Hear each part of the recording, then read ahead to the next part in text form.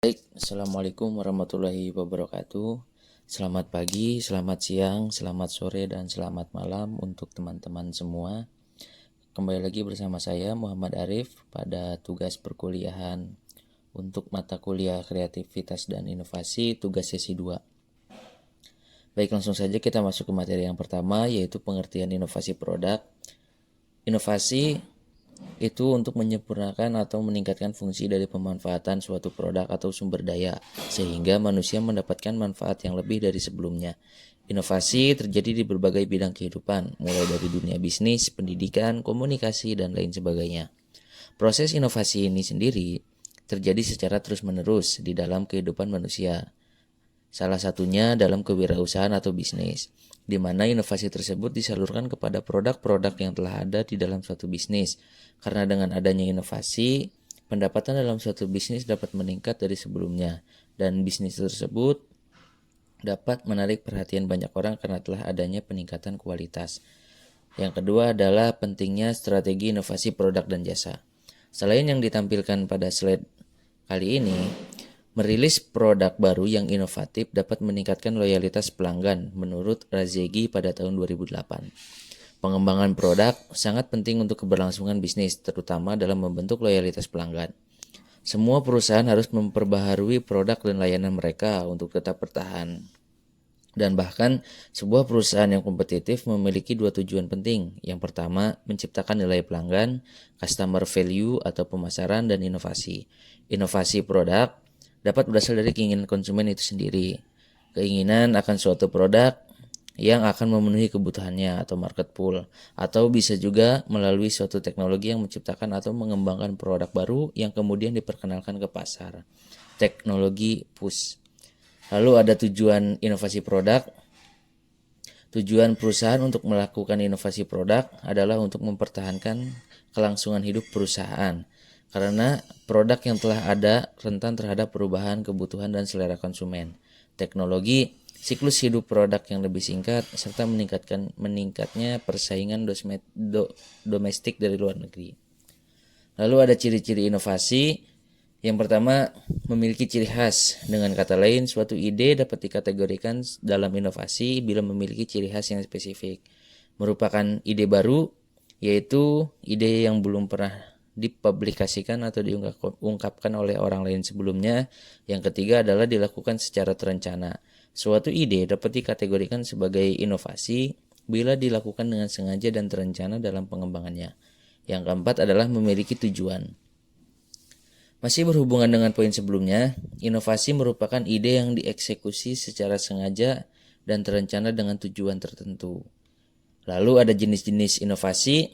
Incremental innovation. Incremental innovation adalah bentuk inovasi yang paling umum dan biasanya memanfaatkan teknologi yang sudah ada dengan meningkatkan nilai produk seperti fitur, desain, dan lain-lain. Yang kedua ada disruptive innovation. Disruptive innovation dikenal juga dengan inovasi tersembunyi yang melibatkan penerapan teknologi untuk membentuk pasar baru. Contohnya, pada saat ini banyak koran atau majalah fisik yang mulai beralih ke dunia digital. Karena media fisik mulai ditinggalkan oleh pembacanya. Oleh sebab itu, pemilik media melakukan inovasi untuk membawa majalah mereka ke dalam dunia digital. Yang ketiga adalah architectural innovation. Dengan architectural innovation, hanya mengambil pelajaran, teknologi, keterampilan secara keseluruhan, kemudian menerapkannya di pasar yang berbeda. Hal ini digunakan untuk meningkatkan jumlah pelanggan baru di dalam pasar. Yang keempat ada radical innovation. Radical innovation adalah jenis inovasi yang bertujuan untuk menciptakan produk baru dan tidak berkaitan dengan produk yang lama. Lalu kita masuk ke materi selanjutnya, yaitu proses inovasi. Ada dua tahapan khusus yang dilewati, yaitu discovery dan invention. Discovery dimaknai sebagai penemuan unsur-unsur kebudayaan baru yang sebenarnya unsur yang ditemukan itu sudah ada, baik itu berupa ide yang baru atau alat yang baru yang dihasilkan oleh seseorang atau rangkaian beberapa orang lain di suatu masyarakat. Misalnya penemuan benua Australia, benua Amerika, jenis hewan baru, planet baru, dan sebagainya. Invention Dimaknai sebagai penciptaan sesuatu yang baru, benar-benar baru atau belum ada sebelumnya. Penciptaan ini bisa berasal dari proses perbaikan dan penyempurnaan terhadap sesuatu yang sudah ada. Penemuan baru dalam tahap invention betul-betul sudah bisa digunakan oleh masyarakat. Lalu materi selanjutnya adalah penggolongan inovasi. Yang pertama, inovasi terus-menerus berupa modifikasi terhadap sesuatu yang sudah ada. Contohnya, motor Matic Honda, ada keluaran model Beat, terus keluar lagi model Vario, dan bahkan Scoopy dengan macam-macam tipe lainnya. Yang kedua adalah inovasi terus-menerus berupa pembuatan produk yang baru atau merubah produk yang sudah ada, namun tidak merubah pola perilaku yang sudah mapan di mata konsumen. Contohnya, membuat kemasan baru pada alat domestik agar lebih menarik. Yang terakhir adalah inovasi terus-menerus, yaitu menciptakan produk yang baru dan tidak ada kaitan dengannya dengan produk lama.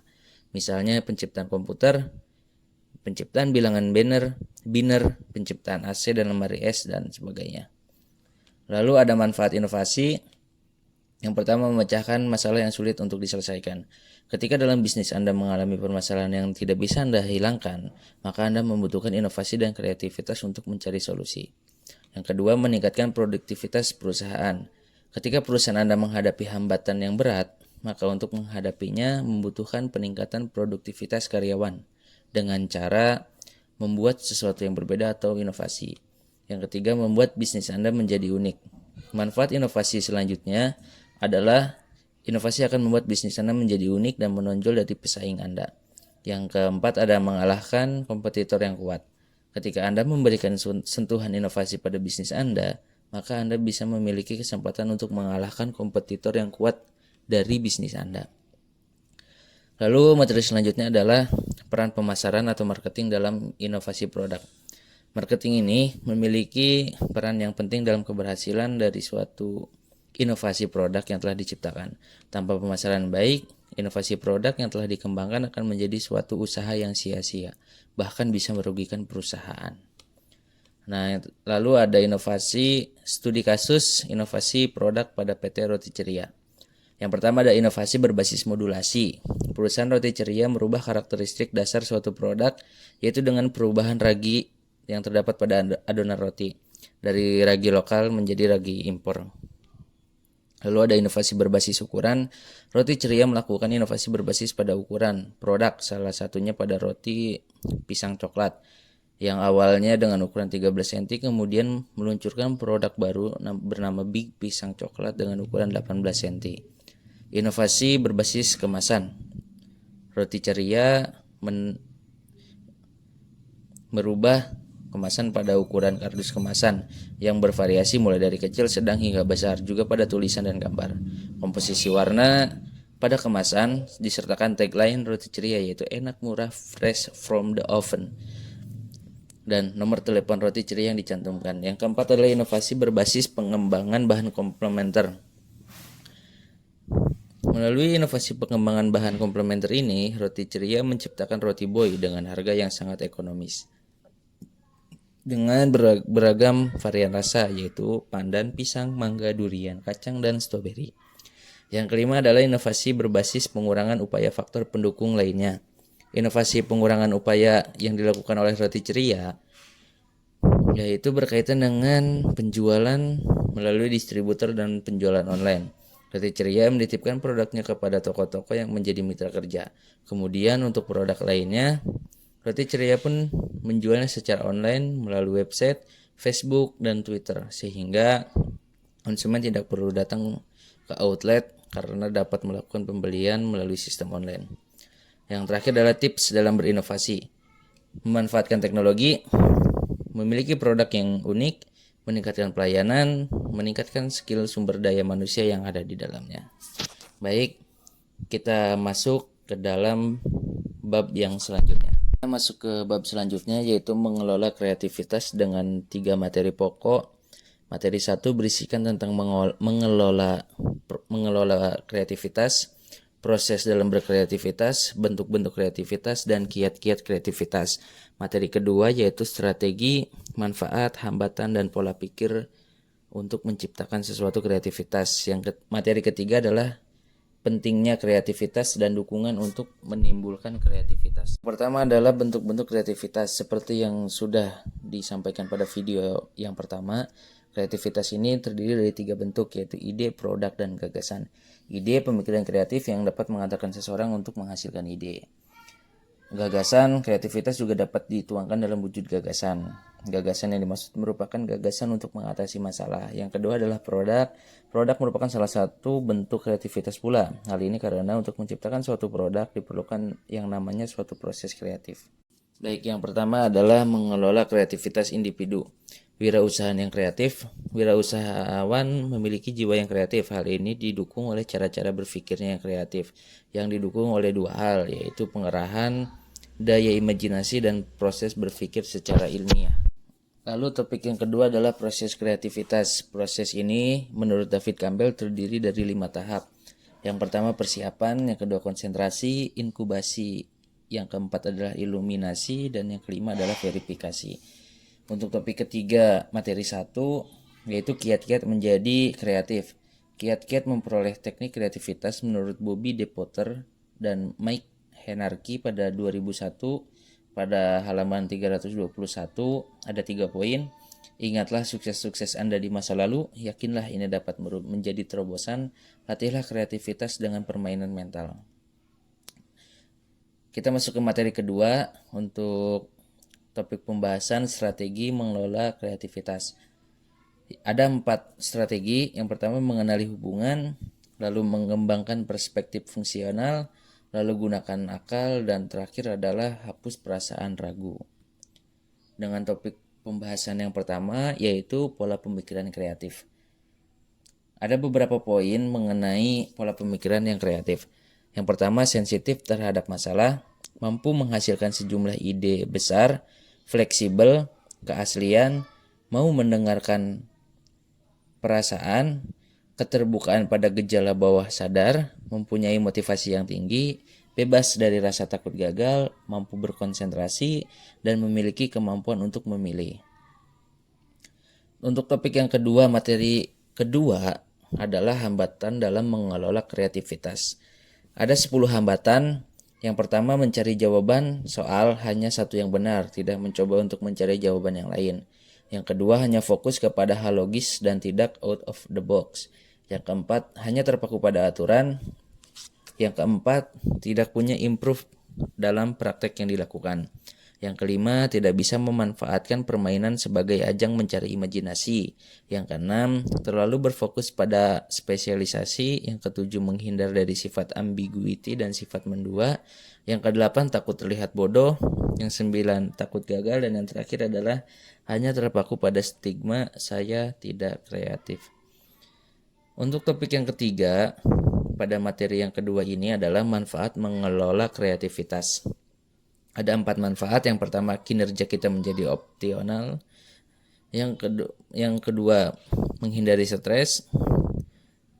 Yang ketiga, menemukan inovasi terbaru. Dan yang terakhir adalah membenahi sistem yang sudah ada. Kita masuk ke materi yang ketiga dengan topik bentuk dan dukungan kreatif. Yang pertama, bentuk-bentuk dari kreatif. Yang pertama, inovasi untuk proses kerja yang optimal, terobosan baru dalam lingkungan kerja yang sehat, mencari solusi terbaik untuk persoalan yang dihadapi, melakukan kolaborasi satu dengan yang lain, memberi masukan, dan lalu adalah dukungan untuk agar kita bisa berpikir kreatif. Yang pertama, memberikan ruang gerak, menyediakan fasilitas, mengumpulkan ide, dan memberikan apresiasi. Kita masuk topik yang pertama untuk materi yang ketiga, yaitu pentingnya kreativitas.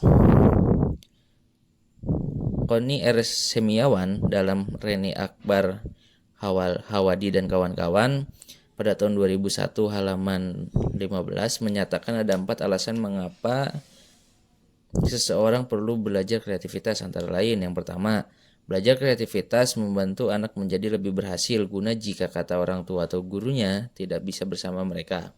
Yang kedua, belajar kreatif bisa menciptakan kemungkinan-kemungkinan untuk memecahkan masalah yang tidak mampu kita duga yang akan timbul di masa depan. Yang ketiga, belajar kreatif menimbulkan akibat yang besar dalam kehidupan seseorang yang dapat mempengaruhi, bahkan dapat mengubah karir dan pribadi seseorang. Yang keempat, belajar kreatif dapat menimbulkan kepuasan dan kesenangan yang besar. Kita masuk ke topik yang kedua, dan saya kira semua penjelasan materi tentang rangkuman pertemuan 2 dan 3 atau pertemuan 3 dan 4 saya rasa sudah cukup. Kurang lebihnya mohon maaf. Wassalamualaikum warahmatullahi wabarakatuh.